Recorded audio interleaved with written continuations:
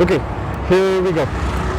So this is our first official ride together for okay, I'm going to try with both the windscreen up and down. So this is with the windscreen down, I mean the helmet completely isolated. This might sound a little bad, so okay, fine. Let's begin.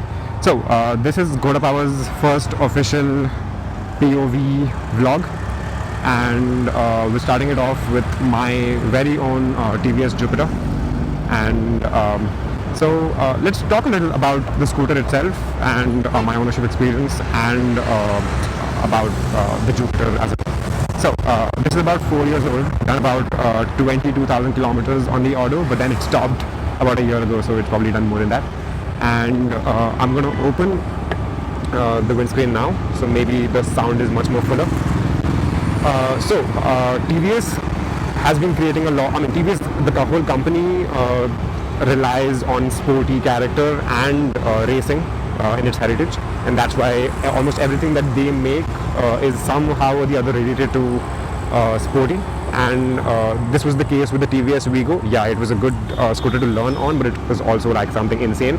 It used kind of the same engine as the Jupiter, which is a 110cc 2-valve air-cooled 8.5 horsepower engine. And so the thing with TVS engines is, unlike KTM, they focus on a great mid-range and a decent top end, whereas KTM usually focus on the top end, unless you're talking about a 390 Duke, which is like only mid-range.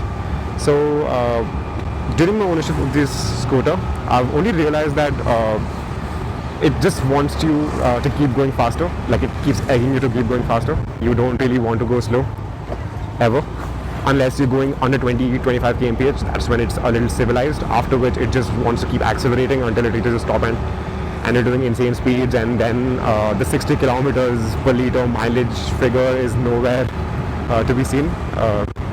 Yeah, talking about mileage, if you do ride it a little sanely, you are expected to get about 40 kilometers per liter, but that's only when you're riding it sanely, right? But this is not a scooter which wants to be ridden sane. There are some basic reasons for that. One is that the engine is fairly sporty, and because the mid-range is where it starts to wake up, and the mid-range is where you do a lot of steady speeds, the mid-range tries to push you on to go on until you hit the top end, right?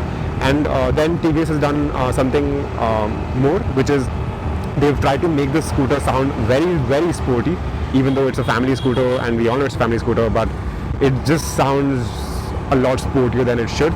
And it's really loud at low end, where you try to get out of your house stealthily, and it does not let you do that. So yeah, the sound just keeps increasing at a higher pitch and higher intensity when you go to the mid-range, and then at the top end this sounds like it's going to blast. But I mean, that's the adrenaline which TVS is trying to give you. The same thing with the RTR 200, right? It's not a really fast bike, but then it sounds the part. So because this is like an impromptu vlog, I'm going to try to stop this vlog here, and maybe try to get more content in for the tech-heavy enthusiasts, and also a lot of real-life experience for the people who are actually interested in buying the scooter. So sayonara.